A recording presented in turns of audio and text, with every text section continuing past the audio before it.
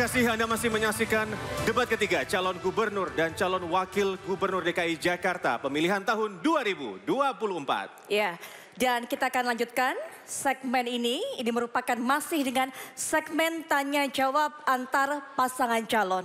Namun sebelumnya kembali kami mengingatkan kepada masing-masing pasangan calon agar pertanyaan ini kemudian diajukan untuk paslon ataupun juga pasangan calon, bukan hanya untuk salah satu pribadi saja.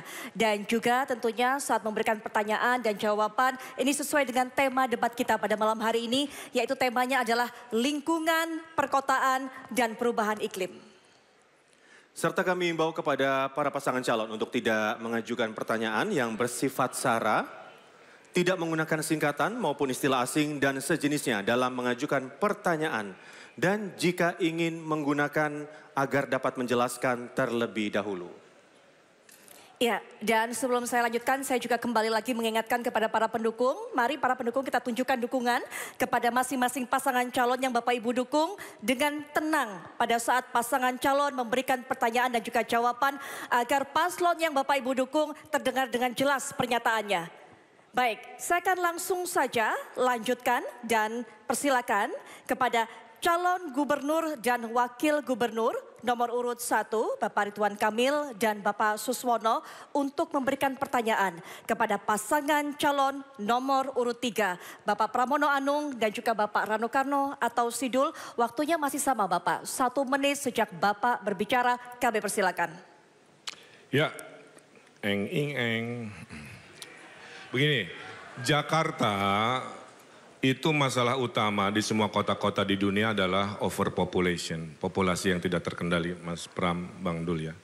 Sehingga dalam 5, 10, 15 tahun ke depan, proses pemadatan kota itu kan menjadi penting. Ada 2 catatan yang ingin saya tanyakan.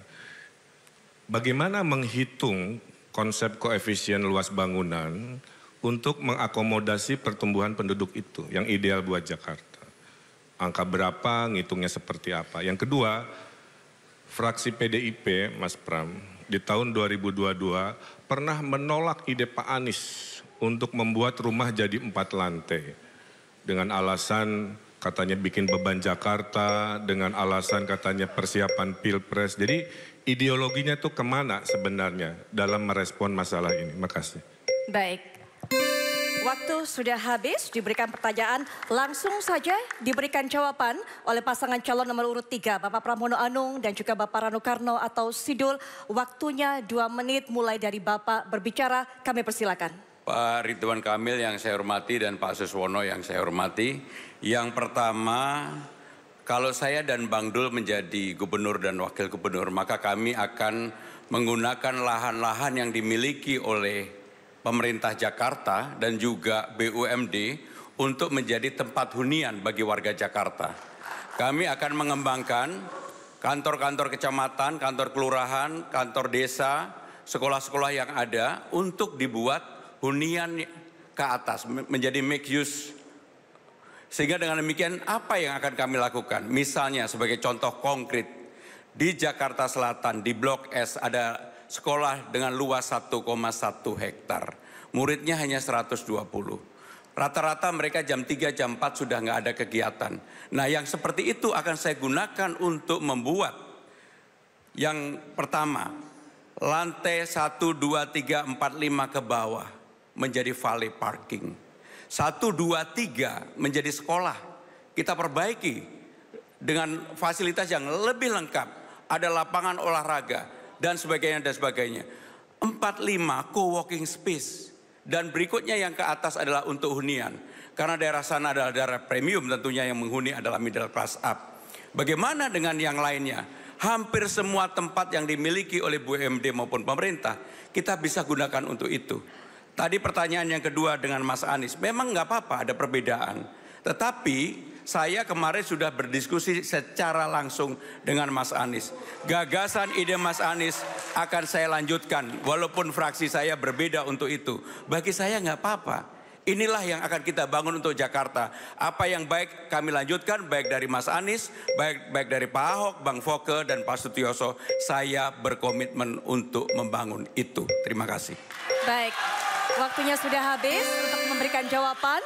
Terima kasih, mohon tenang terlebih dahulu. Mari kita hargai dan juga kita hormati masing-masing pasangan calon dalam menyampaikan jawaban dan juga tanggapan. Berikutnya, jawaban dari paslon nomor urut 3. Silakan diberikan tanggapan paslon nomor urut 1. Waktunya 1 menit Bapak, sejak Bapak berbicara kami persilakan. Ya, terima kasih. Menurut saya membantah argumentasinya, Mas. Udah dihitung nggak akan cukup, Mas. Semua lahan pemerintah, lahan BUMD udah dihitung-hitung akan cukup. Harus kombinasi antara seperti yang tadi disampaikan, dengan lahan di atas pasar, TOD dan lain-lain, dengan densifikasi. Rumah existing dibolehkan, di Tebet di mana yang hanya 2 lantai, di Tanah Abang yang hanya 2 lantai bisa 4, 5 dan seterusnya. Sehingga orang yang tinggal bisa lebih banyak. Karyawan yang kerja di Sudirman Tamrin bisa ngekos di rumah lantai 3-4-nya, pemiliknya di lantai 1-2. Itulah yang disebut densifikasi. Supaya tidak terjadi lagi penggusuran-penggusuran. Gubernur yang paling banyak menggusur datang dari partainya Mas Pram. Pak Ahok itu menggusur 113 kasus penggusuran, CNN April 2016. Dan menurut JJ Rizal, gubernur paling brutal penggusurannya adalah Pak Ahok dari partainya Mas Pram dan Bang Dul. Terima kasih. Baik, waktu sudah habis. Mohon tenang. Baik, kami pahami semangatnya tapi mohon kita hargai masing-masing pasangan calon, Bapak Ibu. Baik, dan berikutnya tanggapan ini silakan diberikan respon oleh pasangan calon nomor urut 3, Bapak Pramono Anung dan juga Bapak Rano Karno atau Sidul. Waktunya kembali Bapak, hanya 1 menit saja, silakan dimanfaatkan dengan baik. Dimulai sejak Bapak, mohon maaf kami tidak akan memulai jika tidak tenang. Para pendukung. Kita bisa mengeluarkan dari ruangan sekali lagi.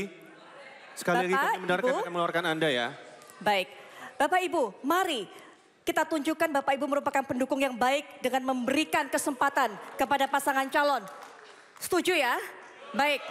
Oke, baik. Silakan Bapak, waktunya 1 menit sejak Bapak berbicara. Kami persilakan. Malam ini saya didampingi oleh Ahoker dan Ana Abbas. Sehingga dengan demikian saya akan menggabungkan, bagi saya tidak mau menjawab itu. Tetapi saya berkomitmen di dalam membangun Jakarta, saya lebih memanusiakan orang-orang yang memang perlu mendapatkan pertolongan. Sehingga dengan demikian catat apa yang menjadi omongan saya. Kalau saya menjadi gubernur, saya tidak melakukan penggusuran. Yang saya lakukan adalah pemberdayaan. Dan itu yang dibutuhkan oleh warga Jakarta. Maka saya fight untuk maju ini setelah melihat persoalan di bawah. Kartu Jakarta Pintar, kartu Jakarta Sehat. Orang banyak sekali, kartu lansia yang harusnya mendapatkan, tidak mendapatkan. Dan itulah yang membuat semangat saya untuk hadir dan tampil menjadi orang yang menyelesaikan persoalan yang ada di bawah, persoalan rakyat Jakarta. Termasuk BUMD pasar tadi, itu kan milik BUMD. Sehingga demikian pasti akan kami bangun juga. Terima kasih. Baik, Bapak mohon maaf, waktu sudah habis. Dan Bapak Ibu hadirin sekalian, kita baru saja menyaksikan paslon nomor urut 1 dan 3 saling tanya jawab dan juga memberikan tanggapan. Sekarang kami berikan kesempatan kepada masing-masing pendukung untuk memberikan aplaus dan juga apresiasi.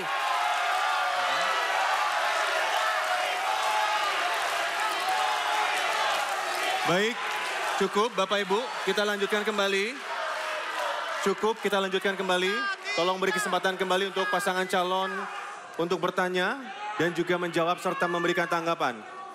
Kami akan kembali memberikan waktu untuk memberikan apresiasi kepada pasangan calon. Terima kasih.